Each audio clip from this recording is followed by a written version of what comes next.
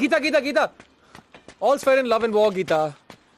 మన ఇద్దరికి పెళ్ళి అవటం ముఖ్యం అనుకున్నాను కానీ ఈ ఎదవ ఇలా స్పాయిల్ చేస్తారు అనుకోలేదు. What an idiot you know. Siddhu, ఇదే చేయాలనుకుంటే నాన్న మన పెళ్లికి అడ్డు చెప్పినప్పుడే వెళ్ళిపోవాల్సింది. నీ ప్రవర్తన వల్ల కావచ్చు. నువ్వు రిలేషన్షిప్స్ని గౌరవించవని మా నాన్న అభిప్రాయం.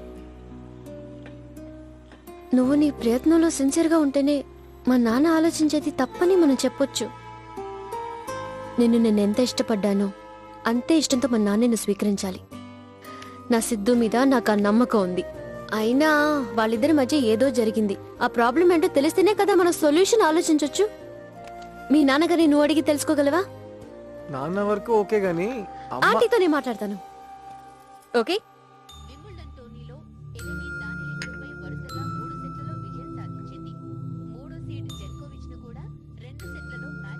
ఆంటీ, నేను మిమ్మల్ని ఒక విషయం అడగొచ్చా? అడుగు గీత. మా అందరికీ ఇష్టమైన ప్రొఫెసర్ మీరు. చాలా హెల్పింగ్ నేచర్. మా అందరికీ మీలాగా ఉండాలనిపిస్తుంది. అలాంటిది మీకింత పెయిన్ఫుల్ పాస్ట్ ఉందంటే నేను అసలు నమ్మలేకపోతున్నాను. మీ దగ్గర నాకున్న చనువుతో అడుగుతున్నాను, ఇదంతా ఎలా జరిగింది? కొన్నిసార్లు దేవుడు పెట్టే ప్రతి పరీక్ష శిక్షలా ఉంటుంది. కల బాగుందనుకునే లోపే తెల్లారిపోతుంది. సారీ గీత, నేను ఏదో గుర్తొచ్చి. పర్వాలేదా ఆంటీ, చెప్పండి.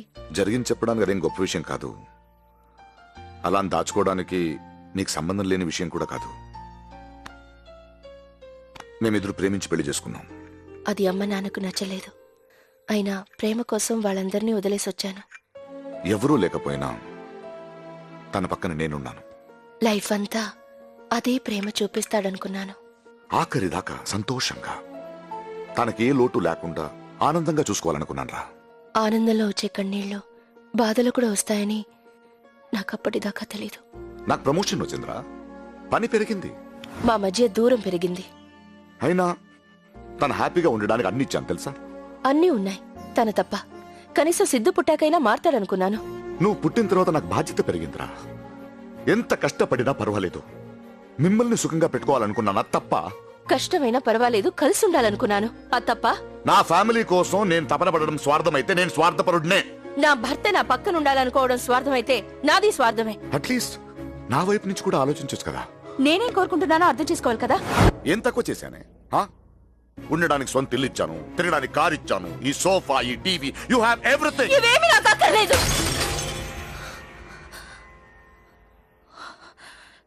నాకు నువ్వు కావాలి ప్రకాష్. నాకేడుపొస్తే కన్నీళ్లు తుడిచే ప్రకాష్ కావాలి. 10 ఏళ్ల క్రితం నన్ను ప్రేమించిన ప్రకాష్ కావాలి. ఇప్పుడు ఏం చేయాలి? నేను నీ చేయి పట్టుకుని పార్క్ చుట్టూ తిరగాల, లేదా బైక్ మీద సినిమాకి తీసుకెళ్లాలా? రా, ఒక రెస్టారెంట్కి వెళ్ళి కూల్ డ్రింక్ షేర్ చేసుకుందాం రా. రెస్టారెంట్ కే తీసుకెళ్ళక్కర్లేదు. ఇంటికి వచ్చాక నేను చేసిన వంట తిని బాగుందని చెప్తే చాలు. ఇంటికి రాగానే 1 గంట సేపు వాడితో ఆడుకుంటే చాలు. మరి నేను ఉద్యోగం ఎప్పుడు చేయాలి? నేను ఉద్యోగం చేస్తున్నాను ప్రకాష్. నువ్వు ఆఫీస్కి వెళ్లేదాకా నీకోసం, నువ్వు వెళ్ళాక వాడి కోసం పనిచేస్తున్నాను. నువ్వు ఆఫీస్లో అన్ని గంటలు ఎలా పనిచేయగలుగుతున్నావో తెలుసా?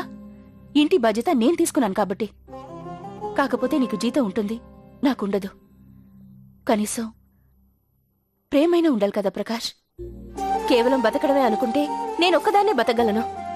నేను చదువుకున్నాను ప్రకాష్, నేను ఉద్యోగం చేయగలను. వెళ్ళు, వెళ్ళు, ఉద్యోగం చెయ్యి. ఒక్కరోజు కూడా ఉండలేవు. బయట బతకడానికి చదువు పొగరుంటే చాలదు, ధైర్యం కావాలి. ఎంత ధైర్యం లేకపోతే 18 ఏళ్లు పెంచిన అమ్మ నాన్నను వదిలేసి నీకోసం వచ్చేస్తాను. అవునులే, వాళ్ళనే వదిలేసావు, నేనొక లెక్క.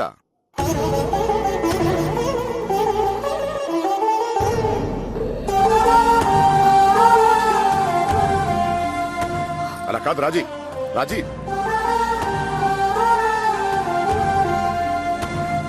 రాజీ రాజీ ఆగు. ఎక్కడికి తీసుకెళ్తున్నావు వాడిని? భర్తగా మీర్చే ఉద్యోగం మీరు చేయలేరు.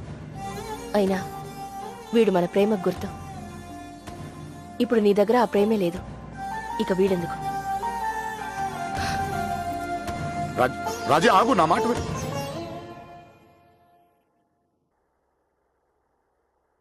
భుజం తడుతుందనుకున్నాను, బంధం తెంచుకుని వెళ్ళిపోయింది. కోపం కొద్దని చూడకూడదనుకున్నాను, కానీ నిన్ను చూడకుండా ఉండలేకపోయాను. తెలిస్తే తను ఒప్పుకోదు. నా కొడుకును చూడడానికి దొంగతనంగా వచ్చేవాడిని. ఒక్కడినే ఇంత ఎత్తుకెదిగాను.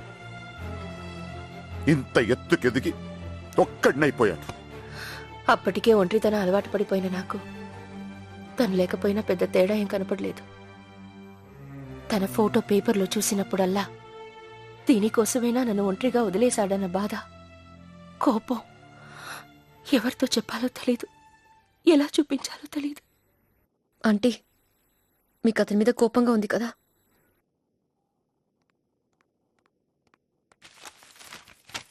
ఇదిగో అతని ఫోటో. కొట్టేయండి, కొట్టేయండి, క్రాస్ చేయండి ఆంటీ. అవును, నన్ను నమ్మండి, మీకు హాయిగా ఉంటుంది. కొట్టేయండి. నాకెవరి మీద కోపం ఉంటే ఇలాగే చేస్తాను. మీరు కూడా డెఫినెట్లీ బెటర్గా ఫీల్ అవుతారు. క్రాస్ చేయండి, చేయండి.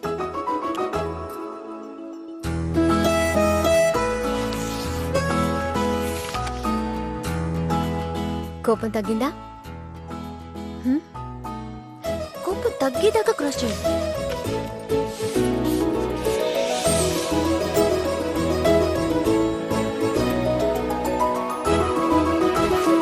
దఫా డిఫా దిగ చటా పుడా